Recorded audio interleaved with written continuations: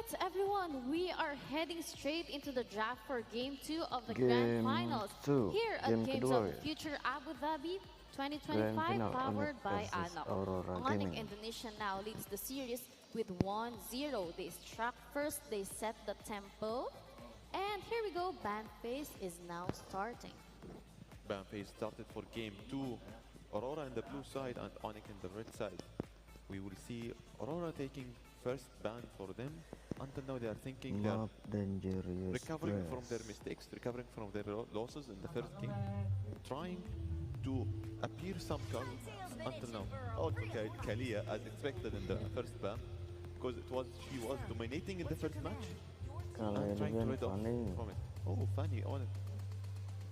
I'm a little bit have a question mark at home. Onic, they are trying to eliminate Fanny from Aurora. Maybe, but yeah, I believe they know that there is someone, of course, TNZ is actually good with Fanny as well. You know, he's such a good competitor for Kairi, so they ban Fanny. They don't want to mess around. They don't want to, you know, give a chance for Aurora to actually take the risk and go for Fanny. As we can see, the second ban for Aurora is actually Lancelot, and from Onic, it's Zushin. And of course, the third and the final ban from Aurora for the first ban phase is Gotf. The remaining ban right now is for the first ban phase is from, of course, Onic. We're waiting for Sans to decide who is he going to ban. Are they going to leave Basha open? Are they going to go for a Yuzong ban? There is still Grok also available in the ban phase.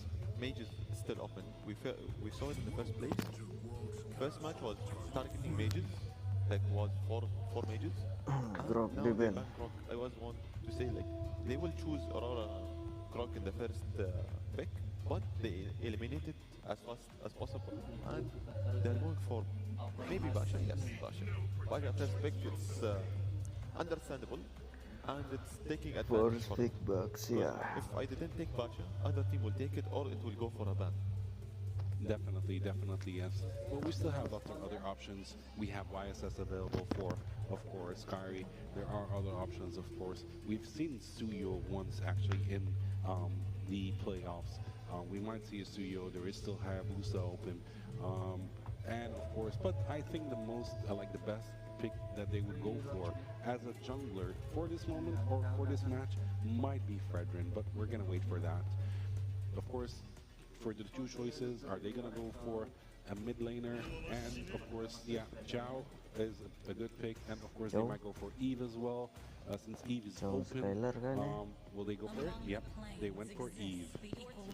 They are taking advantage from the two picks, Cho and Eve, but still Farsa is open. Zushin's ban, Lunux is still open, Valentina, and Kadetta, but still Onic, they tried Kadetta once, and only for Adham, but they remove it. Yeah, I think, do you think actually, you know, in some games when someone picks a hero and they win, the other team picks it the next match with, do you think they're going to go for a Kadita? Let's try it. Just to challenge them, you know, and show them like, okay, we're good with Kadita as well, by the way. As we saw in Moscow.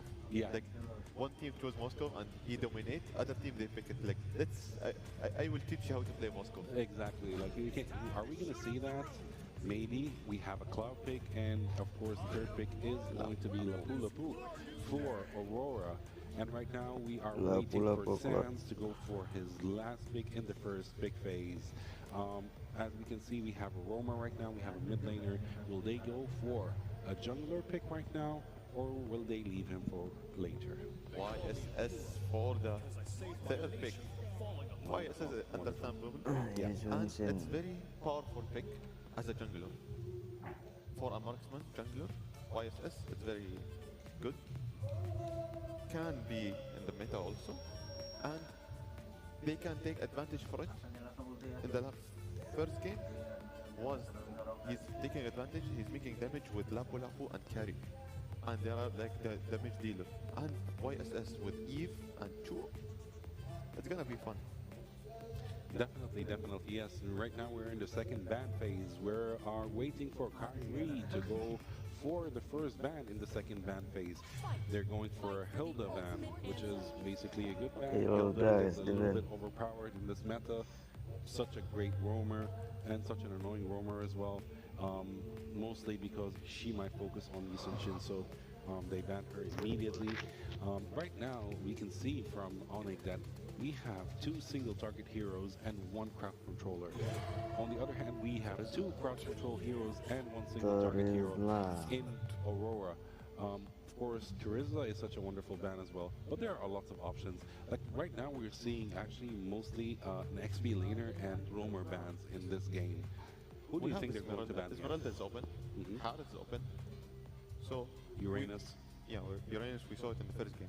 But we saw Esmeralda getting banned the first ban in the first game, and now they are not focusing on it. They're focusing on other things.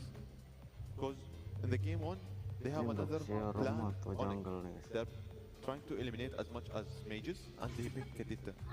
And they ban Guinevere in the last one. Guinevere for Aurora Gaming gonna be annoying. And kairi. They don't want any damage dealers until now. They're trying to eliminate kairi to be a kairi. Exactly, yes. Actually, kairi is not going to be there to carry the team, but I believe they still have, Onic still has other options. They might go for actually a Harith gold laner, or they might go for another fighter for the gold lane. We've seen that a lot happening. It's there in the meta right now, going for 2 fighters in both the XP lane and the gold lane. Will they do it for this match, or will they have something else to say? We're still waiting for kairi to see who is he going to pick. Esmeralda. Pick it. Yes. Yep, we have an Esmeralda pick. Esmeralda. Right now, the only remaining pick for Onic is going to be a gold lane pick. But for Aurora right now, we have Rosa and Pagu planning, studying, and listening to their coach, of course, checking to see who are they going to pick. Of course, we have a missing mage. We have a missing mage, so they might go for Farsa. They might go for Farsa. And of course, we still have also a roamer pick for Aurora. Okay, there you go. You got your Farsa over here. So I got my Kadita in the first game. You got your Farsa in the next game. No. Wonderful. We have Patrick today in the game. Patrick is going to be so much fun, and I think people will enjoy this pick for this match. And of course, we have the last pick from Onic. Are we going for a fighter gold laner, or are we going for Harith? This is not going to be easy for Onic, since they didn't, I believe they didn't expect the blue pick. Yeah. Until now, Onic have 2 damage dealers, and they have also Esmeralda and 2. For me, they will go for Yuzong versus Farsa. It's very understandable, very good. He can counter her easily, you know, by his ult, and she cannot be more comfortable in the fight. She will be more aware. She will focus on how I need to be directed and how to be positioned more. Definitely. Yes, we're excited to see the next match and the second match between Aurora and Onic ID. Yes, game 2 of the grand finals is ready to begin. Onic and Tanisha looking to extend their lead. Aurora Gaming Turkey looking to strike back. This is best of 5. This is championship pressure. Let's hand it over to the caster and jump straight into the action. Here we are, and let's forget about everything else. Naisu, because what are we forgetting? Everything. We have to forget everything and just focus on one thing. What's that? Travel commentator. It's Paglu. Paglu, Patrick Star is online. It's in the building, and I'm excited for that. But I think that we have to hold off a little bit. Somebody raised their hands. It kind of means that there is some issues that it kind of needs to be addressed. Maybe it's from Luffy's side. I'm not sure. Definitely from maybe from Onic's side. We'll see if we jump back into the game. But yeah, I think, you know, before we jump in and before we analyze a little further, yeah, I think Pagu bringing out that Patrick was it yesterday, 2 days ago? probably boosted the sale. So if you guys didn't get it yet, go grab Patrick while you can. In game again, this is a limited time event. Make sure you go grab him. It's pretty affordable, and you get one of the best skins in the game right now. Now jumping into these lineups, Mr. Wolf, I would say I like what Aurora Gaming did for this draft. They cover. Oh, I don't like this for Rosa though. Whoa, Rosa! Whoa! This is bad. Keyboy gets first blood, and nothing Patrick could do to help him there. Oh no! Almost gets the orange. That's TNZ getting level 2. Keyboy has the fingers. Jukes out there coming up from Keyboy already. Great start for Onic, and most particularly Keyboy, my personal MVP of game number 1. Now back on the show, one of his most played heroes as well. It's not going to be stopping. And Rosa have revealed a little bit of weakness in there, showing himself in front of the Cho without the wings by wings. I think that Onic has identified that there's no wings by wings available for that hero. No flicker as well, because he opted to go for the Purify. That's why Keyboy was able to run him down.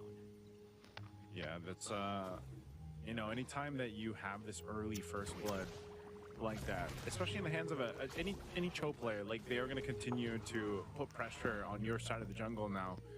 So we'll see if that ends up being a little bit too much for Keyboy, and then he gets punished. As you can see, he's doing exactly just that, giving that information over to Kairi and the rest of Onic too. So once that level 4 is available is when you expect both more so the Cho really to be a little more proactive on the kicks, using that ultimate to set things up. Meanwhile, this glue roam works a little different, but we've seen it work wonders for Aurora Gaming just days ago when they debuted it. And now this turtle is for the taking. It's going to be started up. RWM dropped down. TNZ waiting for Lunar to join the fight, but it's just gone so quick. Onic securing the objective, and they'll disengage after that. Sans is in grand finals for popping the ultimate, knowing that doesn't have to go for any kind of exchange now for Onic. They are Ini ke counter si Sunsin ini. Keyboy is not level 4 yet, despite that turtle taking out from Onic, which is interesting. But Pagu is also well away from his own ultimate, so we're not gonna see angry Patrick, angry muscle plated Patrick. The kick though, Pagu. Ada persan. Oh man, you don't want to see that on the blue. Harusnya dapat kairi. As soon as that kick's available, and like I said, keep getting that and make it work. It's actually getting punched here. Tell me this for focus again. Keyboy makes it happen. And this is why you were saying, this is one of his best, one of his most played, one of his signature picks. The Cho, he's just a menace for the opposing team dealing with it. And you have to think that all those little moves that Keyboy is doing, that all those minor delays around this side of the map of Aurora Gaming, that all compounds, it all adds up, eventually leading into these skirmishes, these first objective takes, and it's something that can really affect the course of the game, especially in the early game, as it already has. So as that Way of the Dragon is available, he could always go for a kick, even if it's just to essentially get a Purify out, especially from Rosa. That makes things easier for Onic to set up later. So for Aurora Gaming, based on how this beginning of the game has gone, nothing on the board just yet. It's not anything too crazy. This 2,000 gold lead that Onic has is still definitely in a place of contention for Aurora Gaming. Even this first turtle, if they somehow are in a better position to fight for this next turtle, that would be great. If they can take on a member from Onic, then that would be even better. But as we've seen here, Wolf, like the fact that they have a clogged gold lane is going to take a little bit longer to build up. They need that. Pagu's actually going to go ahead and try to drag Lutfi back here, but it's a little bit too risky, so the Feathered Airstrike dropped down. Now that's actually a big resource out here for Aurora Gaming as they want to go ahead and set up around this turtle. You can see Onic, they're going to use that Black Dragon form. There's the kick too. For Pagu could be in trouble with trying to find time up for the turtle. Abang dari mana, Bang? Sama aja. Tapi itu nggak abang batasi kan YouTube sama apanya kan? YouTube studionya.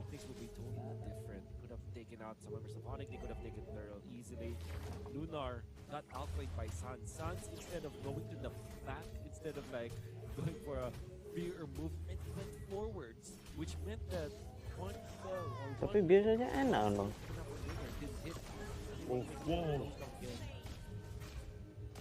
Look at that burst. That's that setup potential, you know, especially with the Mountain Shocker. And always YSS's damage in the early is quite devastating, especially for the mid lane mages that do get set up there. Once again, Skylar just gives some information. Lunar, the shot essence from Lutfi, enough alongside Kairi to win that fight. Right now, they're just continuing to build up on the lead they have here. They get the right now for Onic. They have pressure up top. Skylar, though, not going to be able to survive. That's the part of Max and TNZ. Great footwork and stuff as well. No chance for Skylar to do anything afterwards. That would mean that they would at least get on the board. 1-5 is the kill score. Onic leading by 3,000 gold as they have pushed the ball. Gold masih menang Onic 3.000 gold. Gold red right now, and that red lets Onic. Oof. Black Dragon form used. I think he's going to be able to escape though. Lutfi is fine. If you look at Aurora Gaming's chances of winning this game, because again, this is the grand final, it's a best of 5. There's quite a bit of jump to in terms of the prize money between the first and second place here, and obviously if Aurora Gaming can beat Onic Esports, that would be a huge statement here in Games of the Future 2025, and the way they're going to have to make that happen is allowing Sigiboom to get farmed up on this Claude. They're going to be rotating for this turtle. Once again, fighting for it. That's the kick, separating Pagu from the fight. Sigiboom gets the turtle secured now, and Lutfi trying to get away as Lunar also on the disengage. Keyboy won't be able to catch him. Doesn't have the kick anyway. So once again, Aurora Gaming taking these little wins where they can. If that means getting a turtle, then that's something for them, rather than losing everything. Although Pagu is really struggling to try to make it work this time around, it just seems like Onic saw that game. They know how to handle this gluteal roam, and so far, again, it's got to be a stack of compounding small wins for Aurora Gaming to get back in this game.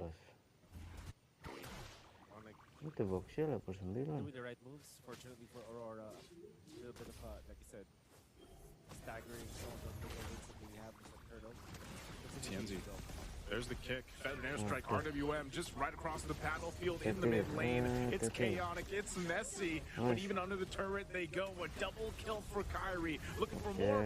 Forcing it under and in between the tier 1 and tier 2 turret.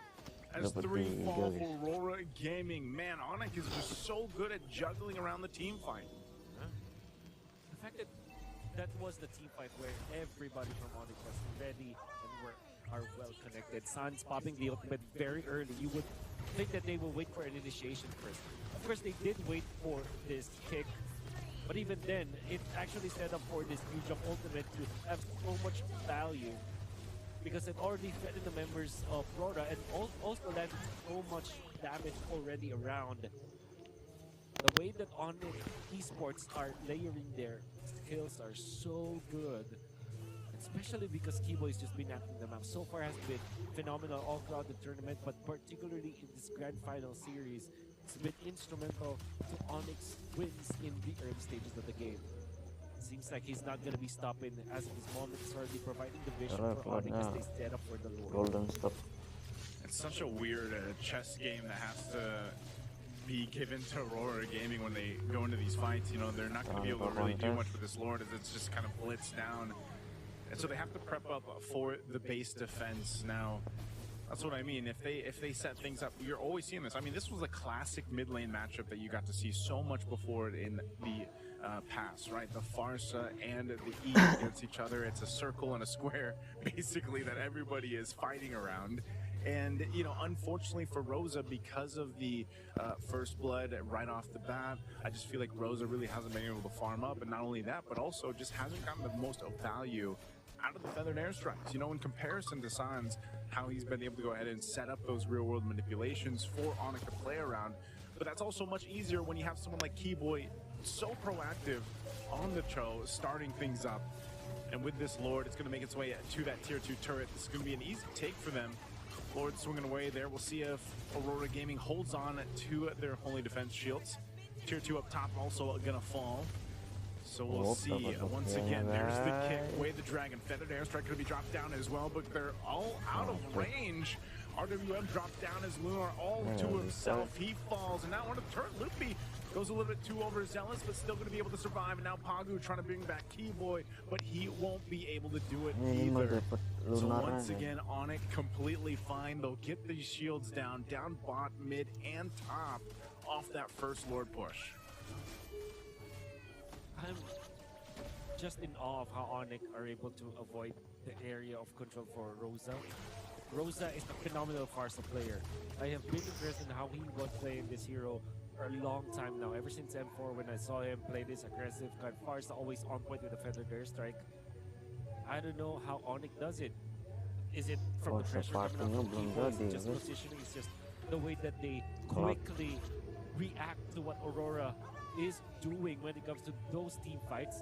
Because it's great to see how they are able to avoid that feathered airstrike. At this point in the game, Aurora Gaming does not have enough of team fighting tools from Sigiboom. Despite Sigiboom having this free item power spike, Onic Esports players are so tanky that Sigiboom will need another one, maybe another Maleficor on top of the items that he has right now. That means that somebody has to cut up the slack. Rosa has to deal the damage because TNZ, this guy is now playing an assassin, playing a utility jungle, or a tanky role, or of a supplementing role.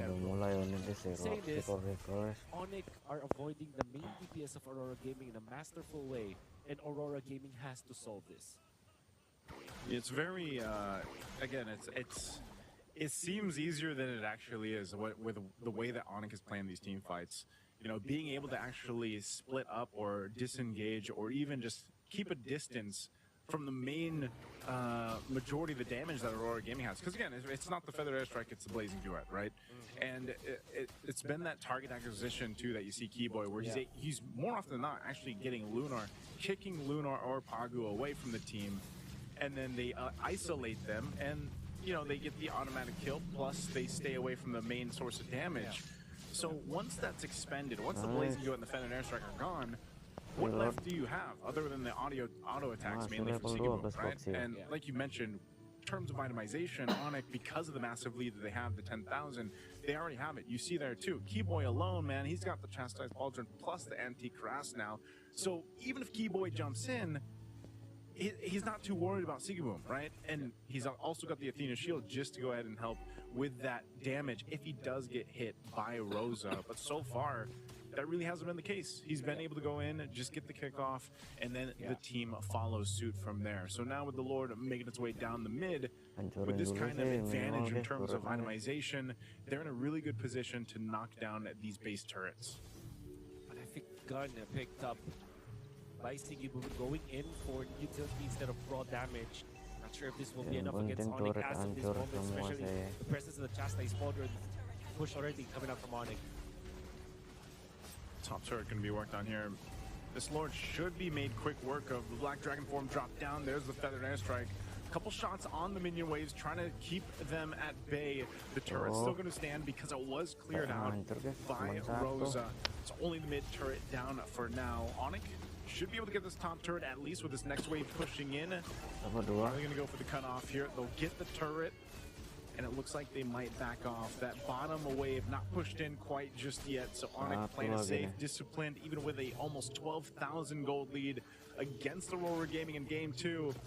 They will take their time. A bottom wave nearly pushing in. They might force this once again. Ludby doesn't have the Black Dragon form just yet. There's the Feathered Airstrike.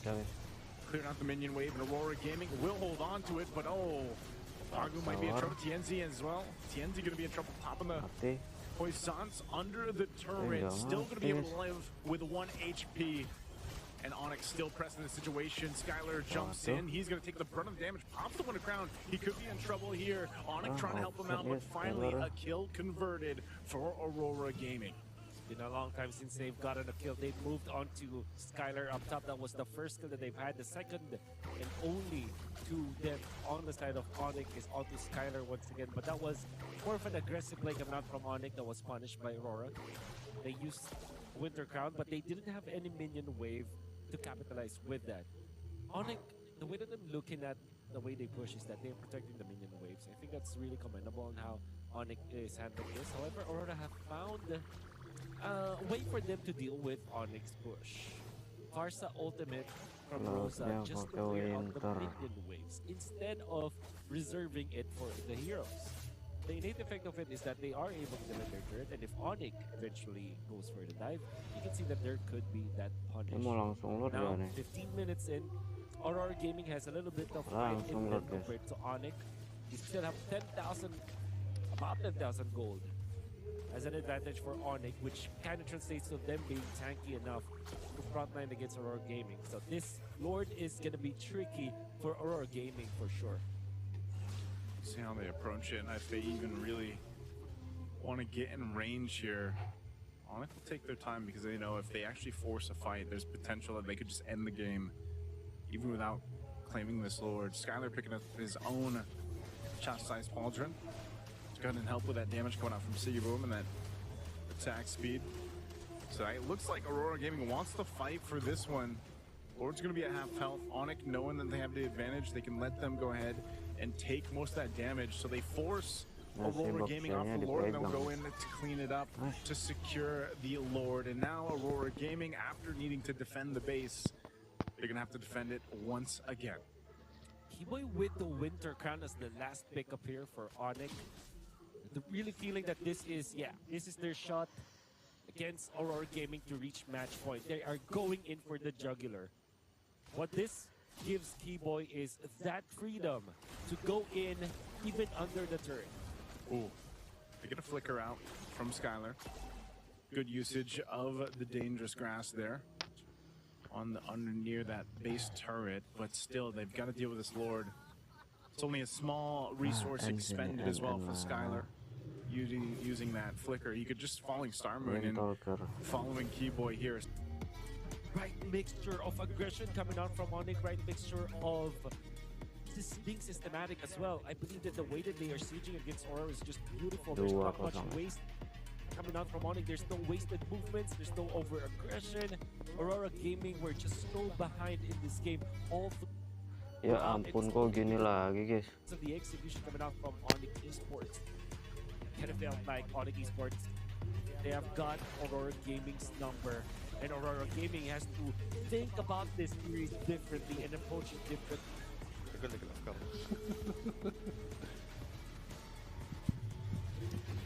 Alright, welcome back everyone, and once again, Onic Indonesia takes the win. They now lead this grand finals with 2-0. Just like what we saw yesterday against Aurora Gaming PH, Onic are showing the same confidence, the same control, and the same killer instinct. This is a strong statement from Onic. You agree with me, right? For Onic, the same momentum as we saw in the group stages, until now, they are continuing in the same synergy, same momentum, same aggression, and same aggressive play style. They are like we used to it. Like when you hear Onic name, you hear like early fights, aggression, aggressive, and early fights like with style. That is very true, actually. Who impressed me the most is actually Kiboy. Kiboy was extremely confident in this match with his Chow play. Of course, the entire team played amazingly, and of course, Yuzong was quite the initiator, I would say, in this match. Everyone else, actually the Yuzong Esmeralda mix in a team is beautiful. And as you said, Soldier, the fights and the gameplay from the beginning up till the end, it was very aggressive from Onic, and this is what Onic does. Because for the second time, I would say that if this game reached the late game, it would be a different story. But they did not give a chance for Aurora Gaming to actually go to the late game. And as we can see here from the highlights, there is a difference of around 11,000 gold, of course, for Onic. 9 towers destroyed to 0 towers for Onic as well. 3 lords slain from Onic, 0 for Aurora, and 2 turtles slain for Aurora compared to 1 only for Onic. Complete dominance, I would say, from Onic ID. Who do you think is going to be the MVP for this match? For me, YSS. As a because Onic sacrifice 2 turtles for 1, but they focus on fight. But for MVP? I think YSS, but kairi. Oh, He got surprise. that. Yes, it is YSS, of